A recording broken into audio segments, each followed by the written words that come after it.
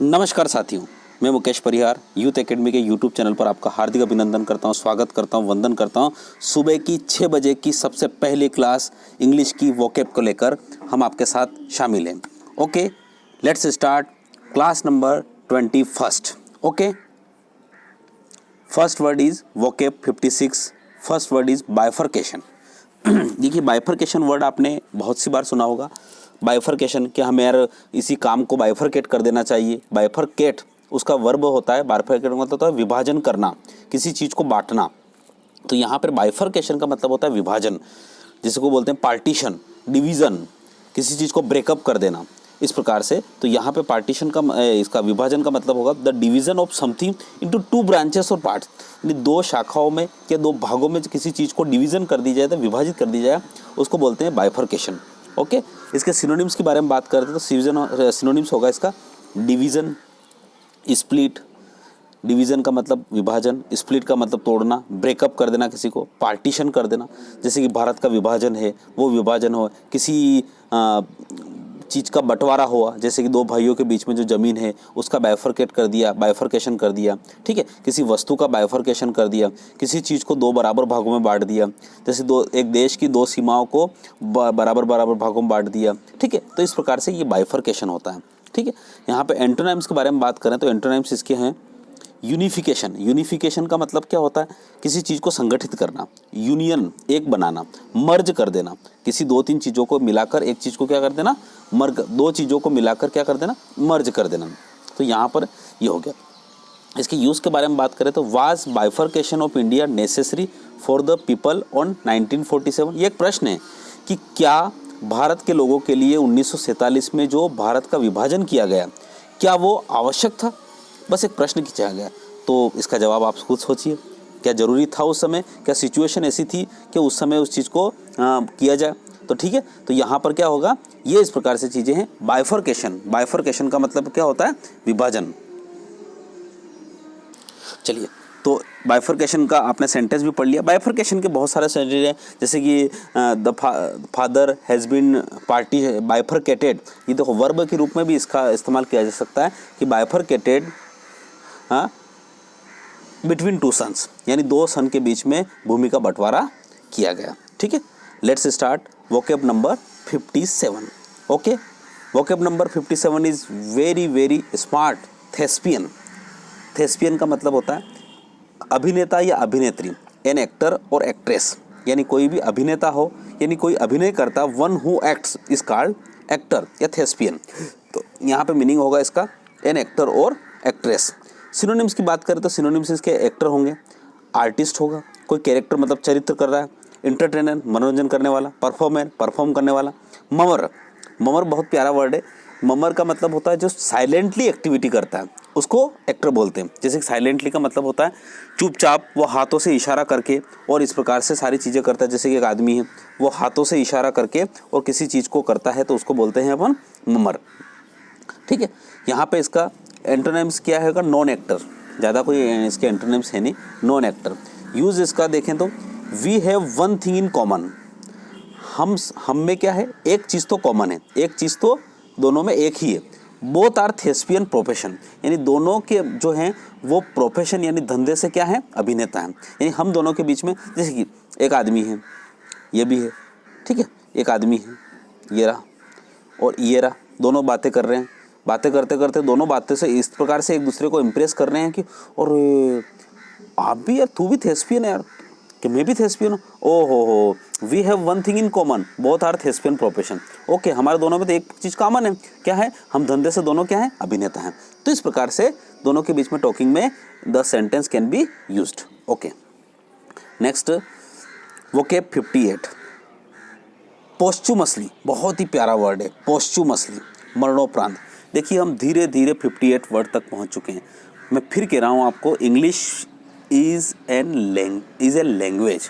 ये अंग्रेजी एक भाषा है और लैंग्वेज को एक दिन में नहीं सीखा जा सकता, 2 दिन में नहीं सीखा जा सकता। It is an endless process. ये कभी ना रुकने वाली प्रोसेस होती है। हम यहाँ पर देखिए हमारे अकॉर्डिंग इसको यूज़ करते हैं। देखिए, if you are doing preparation of banking, अगर आप बैंक की प्रिपरेशन कर रहे हैं थोड़ी देर के लिए, अगर आप बैंक की प्रिपरेशन कर रहे हैं तो क्या चाहते हैं आप कि भाई मुझे रीडिंग हैबिट अच्छी हो जाए, एक क्लोज सेट आता है उसको मैं सोल्व कर लूँ और बस मेरा काम हो जाए। और आप कितना चाहते हैं इंग्लिश से? मुझे पता है कि इंग्लिश में बच्चे 30 नंबर की अगर इंग्लिश का पेपर होता है तो उसमें चाहते हैं कि 10 नंबर मेरे आ जाए, 12 नंबर मेरे आ जाए तो काफ़ी हो जाए। तो हम इंग्लिश को इस प्रकार से सीखना चाहते हैं। SI की अगर कोई एग्ज़ाम देना चाहता है बच्चा, तो SI की एग्ज़ाम देने वाला बच्चा कैसे करता हो? SI की एग्ज़ाम देने वाला बच्चा क्या करता है कि बस मुझे वो जो 30 नंबर की इंग्लिश आती है उसमें फिल इन द ब्लैंक्स ने वो सारी चीज़ें आ जाएँ, 30 में से 30 आ जाए। तो यहाँ पे सभी अपनी अपनी एक डिमांड रखते हैं, पर मैं आपसे चाहता हूँ कि हम जो यहाँ पे पढ़ा रहे हैं वो आपके वोकेब, देखो vocab is an important part of English learning. अंग्रेजी भाषा को सीखने का सबसे इम्पोर्टेंट पार्ट होता है वोकेब को, और हमने इसको यहाँ पे शुरुआत की है। ठीक है, हम रीडिंग हैबिट और उसको भी साथ में लेके चल रहे थे, पर थोड़ी सी प्रॉब्लम के कारण अभी उसको रोका हुआ है हमने, फिर हम उसको जल्दी से नेक्स्ट वीक स्टार्ट करेंगे। ठीक है, तो पोस्चुमसली का मतलब क्या हो रहा है? मरणोपरांत, यानी किसी चीज़ को ये generally this word can be used for writer, author, poet, जैसे कि कोई कवि हो या आथर हो, अगर उसके मरने के बाद उसकी कोई कृति यानी उसकी कोई क्रिएशन रचना अगर पब्लिश होती है तो उसको बोलते हैं पोस्चुमसली। ठीक है, पोस्चुमसली का मतलब होता है मरणोपरांत। ठीक है, तो अब एक और इसका अगर वर्ब के रूप में बात करें, इसको सॉरी एडजेक्टिव के रूप में बात करें तो इसका एडजेक्टिव रूप में पोस्चुमस, पोस्चुमस, POSTH, सॉरी TH के बाद U लिखना भूल गया मैं, POSTHUMOUS, पोस्चुमस। पोस्चुमस का मतलब होता है, ये एडजेक्टिव के रूप में यूज होता है। एडजेक्टिव का मतलब विशेषता, यानी अगर किसी पिता की मृत्यु के बाद अगर कोई बच्चा पैदा होता है थोड़ी देर के लिए, कि पिता और माता, मतलब एक शादी हुई है कपल की, उसके बाद क्या कुछ 4-5 महीनों के बाद शादी होने के बाद क्या होता है, पिताजी अगर कहीं आर्मी में हो, वो आर्मी में चले जाते हैं और उसके बाद उनकी मृत्यु हो जाती है, और मृत्यु होने के बाद डेफिनेटली 8-9 महीने के बाद जब बच्चा होता है तो वो बच्चा कहलाता है पोस्चुमस। क्या कहलाता है? पोस्चुमस में, यानी of child born after the death of the father, यानी एक बच्चा जो माँ पिता के मृत्यु के बाद पैदा होता है उसको बोलते हैं पोस्चुमस। ठीक है, तो मरणोपरांत बच्चों का जन्म इसको बोलते हैं। तो ये भी आप लिख लीजिएगा एडजेक्टिव के रूप में, यानी पोस्चुमस का मतलब क्या होगा? ऑफ चाइल्ड, यानी born after the death of the father, यानी born after the death of the father. Okay, आगे चलते हैं हम इसके बारे में। Meaning after a person's death, यानी इसका मतलब क्या होता है पोस्चुमसली का? मरणोपरांत या मृत्यु के बाद। इसका फॉलोइंगली होगा, मतलब उसके जस्ट फॉलोइंगली का मतलब होता है उसके जस्ट साथ में। रेस्ट्रोस्पेक्टिवली, रेस्ट्रोस्पेक्टिव का मतलब क्या होता है? किसी चीज़ हो चुकी है, मतलब कोई चीज़ खत्म हो चुकी है, उसके बाद कोई चीज़ हो रही है। सब्सिक्वेंटली, सब्सिक्वेंटली का मतलब भी यही होता है कि कोई घटना हो चुकी है उसके बाद कोई घटना हो रही है। ठीक है, तो ये हो रहा है। इसके एंटोनिम्स में हो रहा है, सॉरी एंटोनिम्स इसका जो होता है, इसके एंटोनिम्स जनरली नहीं है ना, इसके एंटोनिम्स नहीं है, ये नॉन एक्टर गलत है। ठीक है, ओके। अब इसके यूज़ के बारे में हम पढ़ते हैं। इसके यूज़ जो है वो है Bharat Ratna was awarded to doctor Ambedkar. ठीक है, भारत रत्न को दिया गया, किसको दिया गया? अंबेडकर को दिया गया। कब दिया गया? पोस्चुमसली। पोस्चुमसली का मतलब क्या होता है? मरणोपरांत। देखिए कई सारे को भारत रत्न जो मिलता है वो मरने के बाद ही मिल जाता। ठीक है, तो इस प्रकार से आपने यहाँ पे 3 वर्ड पढ़े, बहुत ही सिंपल और अच्छे word. Posthumously, the word is used in adverb, ये वर्ड जो है एडवर्ब के रूप में यूज किया है। That means after a person's death, यानी मरणोपरांत। ओके, इसका जो पिछला वर्ड था वो क्या था? देखिए पिछला वर्ड जो था वो आपका था थेस्पियन, और 56 का जो वर्ड था वो था बाइफर्केशन। तो बाइफर्केशन मतलब होता है डिवीज़न, पार्टीशन, स्प्लिट। देखिए अब जब भी कभी आप बोलें, देखिए याद करते कैसे करते हैं, कोई एक दिन में कोई याद नहीं होता। मैं बोलूँगा कि मैं तो 24 घंटे तक लगातार वोकेब याद करूँगा तो मेरे को याद हो जाए, नथिंग। अगर आप रिमेंबर भी कर लेंगे तो डेफिनेटली आप अपनी मेमोरी को 2 या 3 दिन बाद फिर वही भूल जाएंगे। तो बाइफर्केशन को जब भी बोलेंगे तो डिवीजन बोलेंगे, स्प्लिट बोलेंगे, ब्रेकअप बोलेंगे, पार्टीशन बोलेंगे। थेस्पियन को एक्टर, आर्टिस्ट, कैरेक्टर, पार्टिकुलर, यानी एक वर्ड के साथ उसके सिनोनिम्स को भी साथ साथ में बोलने की प्रैक्टिस करिए, बड़ा मजा आएगा। पोस्चुमसली मतलब फॉलोइंगली, है ना, रेस्ट्रोस्पेक्टिवली, सब्सिक्वेंटली, इस प्रकार से बोलिए। अब हम पढ़ते हैं one word substitution. Okay, one word substitution का मतलब बहुत ही प्यारे आज वर्ड है और उसके बारे में हम पढ़ते हैं। चलिए देखिए, वन वर्ड भी हम 96 पर पहुंच गए और आज शतक लगाने वाले हैं। क्या लगाने वाले हैं? शतक लगाने वाले हैं। तो सभी को ढेर ढेर सारी बधाइयाँ। और देखिए, प्रश्न अपने आप से करिए। मैं फिर कह रहा हूँ आपको पढ़ने के लिए। देखिए आज की तारीख में क्या होता है कि आपके पास पढ़ने के लिए बहुत सारी चीज़ें हो गई। इसी के कारण क्या होता है, कन्फ्यूज़न बहुत पैदा हो गया। आपको कुछ नहीं करना है भाई। आप इंग्लिश में देखिए, वोकेब है, कम से कम 200 या 300 वोकेब आपको अच्छी पता हो और जनरल वोकेब आपको होना चाहिए। ठीक, 2 या 3-4 क्लासों की आपको बुक्स आपको अच्छी तरह से रीड करी हो और ग्रामेटिकल पोर्शन का जनरल आइडिया हो। मैं कह रहा हूँ you can qualify any type of examination all over India. कर सकते हो, बस खत्म। पर दिक्कत क्या होता है, हम न जाने कितना ही इधर से पढ़ते हैं और रिवीजन करने का ही मौका नहीं मिलता। आज एक बात बताइए, यहाँ पर जो भी मेरे इस वीडियो को देख रहा है वो कम से कम मुझे एक जवाब जरूर दे। अगर यहाँ तक वो 10 मिनट और 44 सेकंड हो चुके हैं यहाँ पे, और 10-44 सेकंड में 45 सेकंड में मैं आपसे एक प्रश्न पूछता हूँ कि क्या आपको पिछले यानी प्रीवियस 95 वन वर्ड सब्स्टिट्यूशन याद हैं? अगर आपका जवाब हाँ हो तो आपके डिस्क्रिप्शन कमेंट बॉक्स में यस मुझे 95 याद है ये जरूर लिखना। ठीक है, तो इससे क्या होता है, मुझे भी कॉन्फिडेंस मिलेगा और आपको भी कॉन्फिडेंस मिलेगा। और याद करिए, इन चीज़ों को याद होना चाहिए। ठीक है, तो सबसे फर्स्ट है science of influence of the stars of human affairs. Science of the influence of the stars, यहाँ स्टार्स का मतलब तारे। तारे का मतलब होता है किसी जीवन के तारे। जैसे अपन बोलते हैं मेरे तारे सही नहीं चल रहे हैं, जिसको हम बोल सकते हैं ग्रह, है ना। वैसे जनरली क्या होता है, हर जो स्टार होता है वो ग्रह ही होता है कहीं। तो science of the influence of the stars of human affairs, यानी एक ऐसा विज्ञान जो मानव के मामलों में ग्रहों का या तारों का प्रभाव बताता है कि यार आपके अभी ग्रह अच्छे नहीं चल रहे हैं, वो उस प्रकार से। तो उस प्रकार की चीज़ को हम बोलते हैं एस्ट्रोलॉजी। क्या बोलते हैं उसको? एस्ट्रोलॉजी। क्या बोलते हैं? फिर से बोला, एस्ट्रोलॉजी। और एस्ट्रोलॉजी को हिंदी में बोलते हैं ज्योतिष शास्त्र। क्या बोलते हैं? ज्योतिष शास्त्र। ठीक है, याद रहेगा ये। Science of the influence of the stars of human affairs, astrology. क्या करते हैं? एस्ट्रोलॉजी। ठीक है, अब यहाँ पे एक और वर्ड भी इसके साथ याद करेंगे हम, साइंस ऑफ हेवनली बॉडीज। इन दोनों को एक साथ याद करेंगे हम। ठीक है, science of heavenly bodies such as the sun, moon, stars and planets, यानी एक ऐसा विज्ञान जो हेवनली बॉडीज़ के बारे में बात करते हैं अपन। हेवनली बॉडीज़ क्या होती है? हेवनली बॉडीज़ होती है आकाशीय पिंड। हेवन का मतलब आकाश होता है और हेवनली मतलब होता है जो स्वर्ग में है, आकाश में है। बॉडीज़ का मतलब क्या होता है? पिंड, मतलब जो शरीर होते हैं। तो ये आकाशीय पिंड, हेवनली बॉडीज़ का मतलब क्या होगा? आकाशीय पिंड। यानी आकाशीय पिंड मतलब वही सारे सूर्य, चंद्रमा, तारे। Such as the sun, moon, stars and planets. ये प्लैनेट्स इधर आ गया, ध्यान रखिएगा, ये एस्ट्रोनॉमी अलग है। तो science of heavenly bodies as the sun, moon, stars and planets, यानी जो सूर्य की, चंद्रमा की, तारों की और ग्रहों की बारे में बताता है उसका विज्ञान, उसको बोलते हैं एस्ट्रोनॉमी। क्या बोलते हैं उसको? एस्ट्रोनॉमी। तो यहाँ पे दोनों को याद करिए, एस्ट्रो दोनों में है। ठीक है, लॉजी,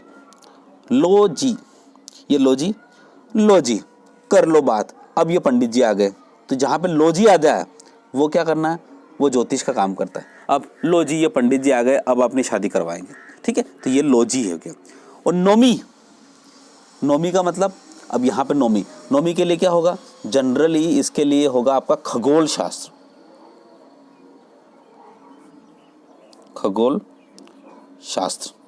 खगोल का मतलब होता है अपनी जो पूरे आकाश में जो अपनी पृथ्वी के आसपास जितनी भी सारी चीज़ें हैं उनके बारे में जो अध्ययन करता है, स्टडी ऑफ साइंस। इस प्रकार के science such as sun, moon, stars and planets, उसको बोलते हैं एस्ट्रोनॉमी। तो एस्ट्रो तो दोनों ही हैं, यानी इसका मतलब होता है, एस्ट्रो का मतलब शास्त्र मान लो आप, और लॉजी का मतलब होता है ज्योतिष लॉजी, और नोमी का मतलब होता है खगोल। क्या होता है? खगोल। तो इस प्रकार से आप इसको याद रख सकते हैं। द स्टडी ऑफ कॉइन्स का मतलब क्या होता है? सिक्के, यानी सिक्कों की जो स्टडी करता है उसको क्या बोलते हैं? तो सिक्कों की जो स्टडी करता है उसको क्या बोलते हैं?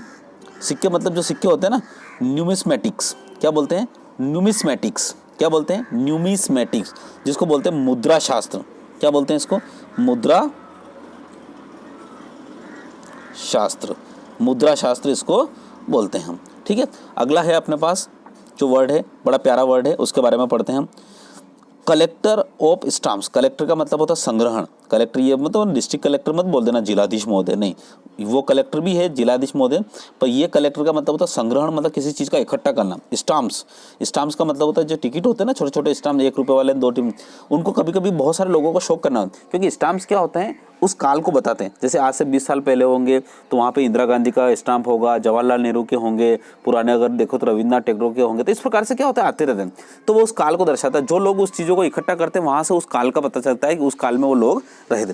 तो कलेक्टर ऑफ स्टाम्प्स का मतलब होता है जो संग्रहण करते हैं किसका, स्टाम्प का, उसको बोलते हैं फिलेटेलिस्ट। क्या बोलते हैं इसको, फिलेटेलिस्ट, फिलेटेलिस्ट, फिलेटेलिस्ट। अब टेल से बता दो, यहाँ पे आपको फिले का मतलब और टेल, तो टेल का मतलब होता है कहाना, है ना, जो वहाँ के पुराने ज़माने के लोगों के बारे में जो चित्र बताता है, और फिला का मतलब होता है फिल्म, फिल्म बताता है माना कि, तो ये पुराने ज़मानों की जो फिल्म कहता है उसको बोलते हैं कलेक्टर ऑफ स्टाम्प्स, यानी जो स्टाम्प्स को इकट्ठा करने वाला। तो स्टाम्प को इकट्ठे करने वाले को हम बोलते हैं, क्या बोलते हैं, टिकट संग्रही। अगर हम बोलें इसके लिए वर्ड इस्तेमाल करें तो कौन सा होगा, टिकट संग्रही, टिकट संग्रही। ठीक है, देखो सबको एक साथ याद करिए। फिल्म मतलब फिल्म दिखाने वाला, टेल का मतलब कहने वाला, तो पुराने लोगों की जो फिल्म दिखाता है मतलब वो स्टाम्प इकट्ठा करके दिखाता है, इसलिए उसको बोलते हैं फिलेटेलिस्ट। Okay, last word 100। देखिए धीरे धीरे से बूंद बूंद घड़ा भरता है। ठीक है, a place where dead bodies are kept before postmortem, एक ऐसा स्थान जहाँ पर पोस्टमार्टम के पहले क्या होता है, पोस्टमार्टम वर्ड भी पढ़ लिया आपने थोड़े दिन पहले, वहाँ पे बॉडी को रखा जाता है, उसको बोलते हैं मोर्चुअरी। क्या बोलते हैं, देखो पोस्टमार्टम, मार्टम से बना, मार्टम का मतलब क्या होता है, पोस्टमार्टम का मतलब क्या होता है, क्या होता है, यानी शव का परीक्षण करना। अब यहाँ पे मोर्चुनेरी, मोर्चुनेरी का मतलब, नेरी का मतलब क्या होता है जनरली ग्रह, तो यहाँ पे मोर्चुनेरी का, मोर्चुन का मतलब होता है शव, तो यहाँ पे हो रहा है शव ग्रह, या इसको मुद्रा मुर्दा घर भी बोल सकते, ये यहाँ से हटाना, मुर्दा घर भी बोल सकते हैं, तो शवग्रह या मुर्दा ग्रह भी हम इसको बोल सकते हैं। ठीक है, तो एक ऐसा प्लेस, तो यहाँ पर हमने एस्ट्रोलॉजी, जो ज्योतिष शास्त्र के बारे में, एस्ट्रोनॉमी यानी खगोल शास्त्र, द स्टडी ऑफ कॉइन्स, न्यूमिसेमेटिक, ये इसका मतलब क्या होता है, आपको जो सिक्का के बारे में बात, और फिलेटेलिस्ट का मतलब क्या होता है, जो टिकट संग्रही होता है, और मोर्चुरी का मतलब क्या होता है, शवग्रह। ठीक है, अब हम पढ़ते हैं हमारे पास टेस्ट यूरसेल्फ। टेस्ट यानी अपने आप को पहचानो, अपने आप के बारे में देखो। वही प्रश्न है, क्या आपने प्रीवियस वोकेबलरी को पहले पढ़ा है, अपनी कॉपी में नोट किया है, और क्या उनको याद किया है, बस। देखिए रोज़ प्रश्न पूछते हैं और रोज़ रूटीन करने वाला ही आपको निकलता है आगे। मैं बहुत खुश हूँ आपसे कि यहाँ पे 6 बजे जब वोकअप आती है, और जब मैं आपके 6 बजे के बाद जब मैं देखता हूँ तो कमेंट आते हैं, और लगभग 7 बजे तक कम से कम 6 या 7 स्टूडेंट पूरे कमेंट में अपने सारे विचार को लिख देते हैं, अपने सारे टेस्ट को लिख देते हैं। मैं बहुत, आई am very very much happy, मैं बहुत खुश हूँ, और मेरी आशा है, मेरी दुआ है, और मेरी मन से कामना निकलती है कि आप सब लोग सफल होंगे।